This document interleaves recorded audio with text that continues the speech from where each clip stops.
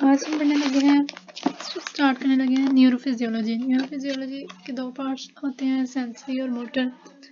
तो हम सबसे पहले स्टार्ट करने लगे हैं सेंसरी फिजियोलॉजी। सबसे पहले बात करें तो ये जो हमारे नर्वस सिस्टम है ना, सबसे पहले आपको तो पता होना चाहिए कि ये बहुत ज़्यादा कॉम्प्लेक्स थॉट प्रोसेस है और इसमें बहुत ज़्यादा इंफॉर्मेशन आती है। इसमें मिलियंस ऑफ बिट्स की इंफॉर्मेशन आती है, ठीक है। हर एक मिनट में मिलियंस ऑफ बिट्स की इंफॉर्मेशन आती है, ठीक। अब जनरल डिज़ाइन की बात कर लें हम, अगर नर्वस सिस्टम के दो पार्ट्स होते हैं, सेंट्रल नर्वस सिस्टम होता है और पेरिफेरल नर्वस सिस्टम होता है। सेंट्रल नर्वस सिस्टम में हमारा स्पाइनल कॉर्ड होता है और ब्रेन होता है, ठीक है। ये देखें, सेंट्रल नर्वस सिस्टम में हमारा ब्रेन होता है, ये ऊपर ब्रेन है और ये हमारा स्पाइनल कॉर्ड है। और जो हमारा पेरिफेरल नर्वस सिस्टम है ना, उसके दो पार्ट्स होते हैं, एक सेंसरी पार्ट होता है और एक मोटर पार्ट होता है। सबसे पहले हम देख लेते हैं सेंट्रल नर्वस सिस्टम की थोड़ी सी ओवरव्यू ले लेते हैं। सेंट्रल नर्वस सिस्टम में क्या होता है कि सिग्नल्स, इसमें बहुत सारे न्यूरॉन्स होते हैं, 100 बिलियंस न्यूरॉन्स होते हैं। इनकमिंग सिग्नल्स आते हैं, ये हमारे पास न्यूरॉन है। इनकमिंग सिग्नल्स आते हैं वाया, ये हमारे पास डेंड्राइड्स हैं और कुछ सेल बॉडी में भी आते हैं। यहाँ से साइनैप्स बनते हैं, साइनैप्स आगे से बहुत डिटेल से बताऊंगी।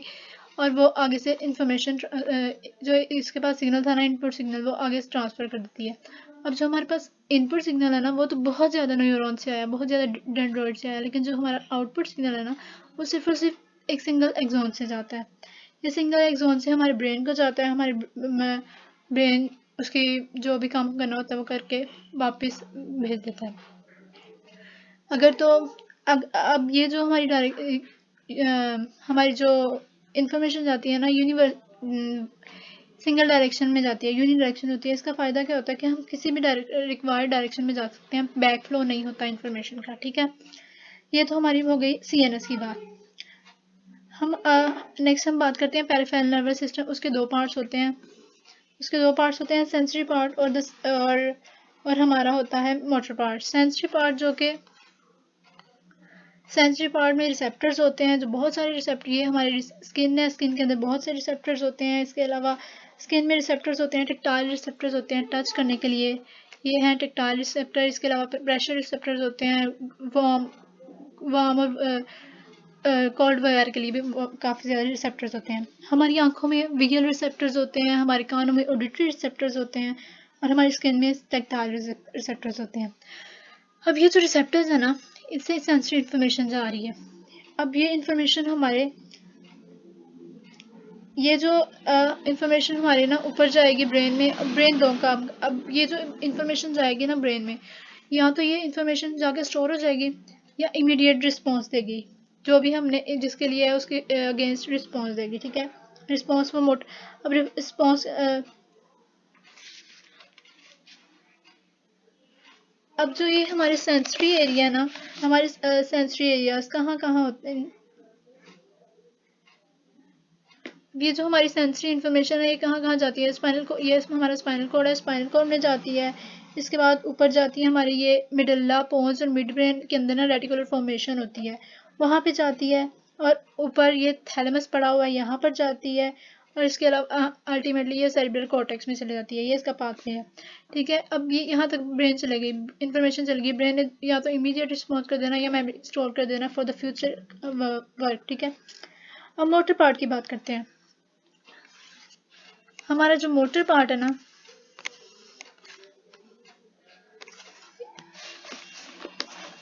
हमारा मोटर पार्ट मोटर पार्ट में दो काम, इस मोटर पार्ट के दो काम होते हैं कि ये कंट्रोल करता है स्केलेटल मसल्स। दो तरह के फैक्टर्स होते हैं ना मोटर पार्ट में, जो होते हैं फैक्टर्स होते हैं, मसल्स होते हैं, हमारे ग्लैंड्स होते हैं, ठीक है। मसल्स होते हैं, हमारे ग्लैंड्स होते हैं। मसल्स कौन कौन से हो सकते हैं, स्केलेटल मसल्स होते हैं और स्मूथ मसल होते हैं, इनकी कंट्रैक्शन करवाते हैं। और इसके अलावा जो हमारे ग्लैंड्स होते हैं उनकी सिक्रीशन करवाते हैं। ये जो तीनों फंक्शन है ना, स्केलेटल मसल और स्मूथ मसल की कंट्रैक्शन और secretion of the glands from the glands, इसको हम कहते हैं motor function of the nervous system. ये हमारे, ठीक है, इसको हम कहते हैं motor function of the nervous system.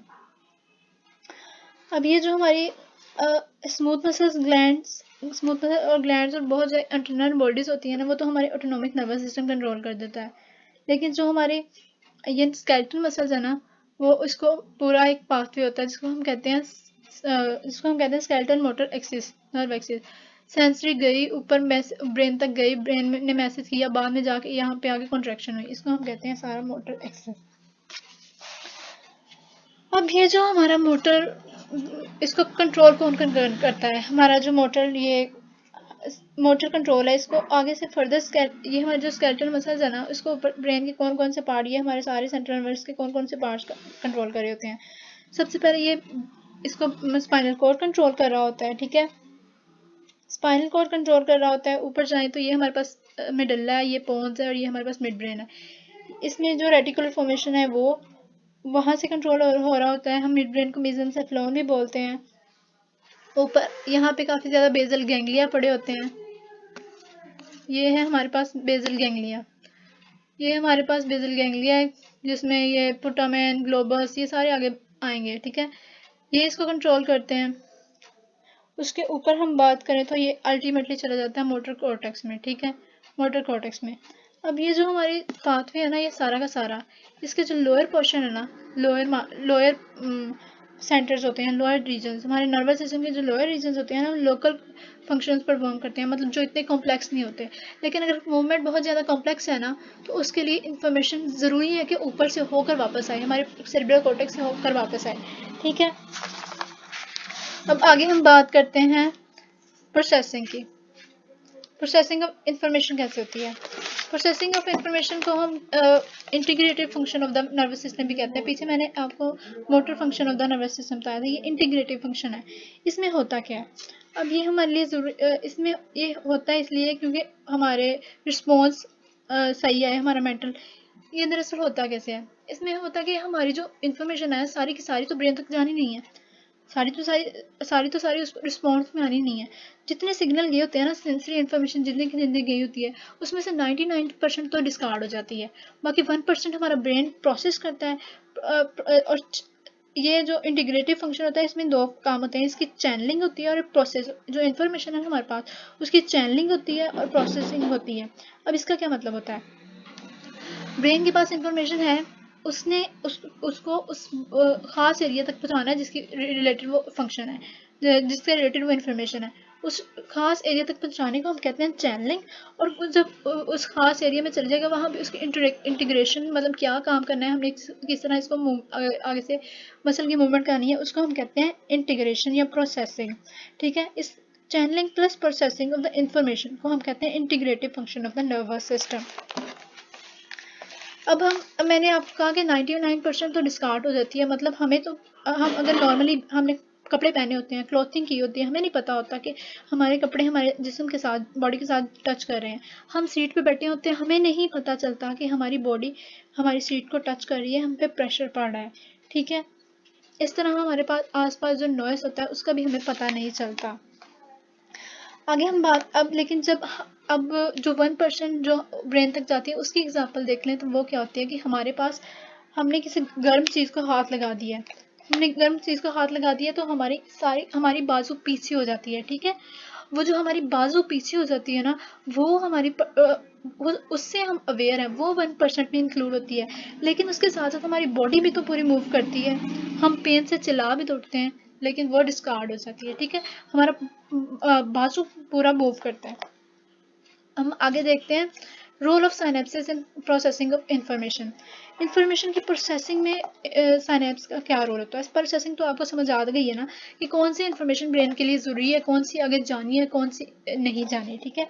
इसमें क्या काम करते हैं? साइनेप्सिस ना डिटरमिन करते हैं डायरेक्शन को, कि किस सिंगल डायरेक्शन में जाएगी, यूनि डायरेक्शन में, मतलब किस डायरेक्शन में जाएगी, ठीक है। तो किस डायरेक्शन में जाएगी। मतलब कुछ साइनेप्सिस ना इंफॉर्मेशन को इजीली ट्रांसफर कर देते हैं, कुछ साइनेप्सिस इजीली ट्रांसफर नहीं करते। इस तरह भी रोल हो गया, मतलब इजीली ट्रांसफर कर देंगे तो इंफॉर्मेशन जाएगी, जो हमें चाहिए उसको इजीली ट्रांसफर कर देंगे, उस इंफॉर्मेशन को। जो इंफॉर्मेशन हमें नहीं चाहिए उसको इजीली ट्रांसफर नहीं करेंगे, ठीक है। अब अब अगर इसके पास फैसिलिटेटरी सिग्नल आया ना, मतलब इंफॉर्मेशन आगे भेजने के लिए है, हमारे लिए इंपॉर्टेंट है, तो उसको इसके पास आता है फैसिलिटेटरी सिग्नल और वो उस इंफॉर्मेशन को आगे भेज देता है। लेकिन इसके पास अगर इनहिबिटरी सिग्नल आया ना, मतलब इंफॉर्मेशन अगर हमारे लिए ज़रूरी नहीं है, इतनी खास नहीं है, तो उसके लिए इनहिबिटरी सिग्नल इसको इनहिबिट कर देता, साइनैप्स आगे इंफॉर्मेशन नहीं भेजता। ठीक है, अब क्या होता है कि अब एक तो नहीं भेजता, अब ये जो फैसिलिटेटरी और इनहिबिटरी सिग्नल्स है ना, ये कहाँ से आते हैं? ये हमारे ब्रेन के ना बाकी हिस्सों से इनहिबिटरी और फैसिलिटेटरी सिग्नल्स आते हैं और वो साइनैप्स को क्लोज या ओपन कर देते हैं। ठीक है, अब ये तो हमारी बात हो गई फैसिलिटेटरी और इनहिबिटरी सिग्नल्स की। अब मतलब एक और काम हो गया, अब ये या तो साइनैप्स ने भेजा ही नहीं, ठीक है, या कम भेजा है।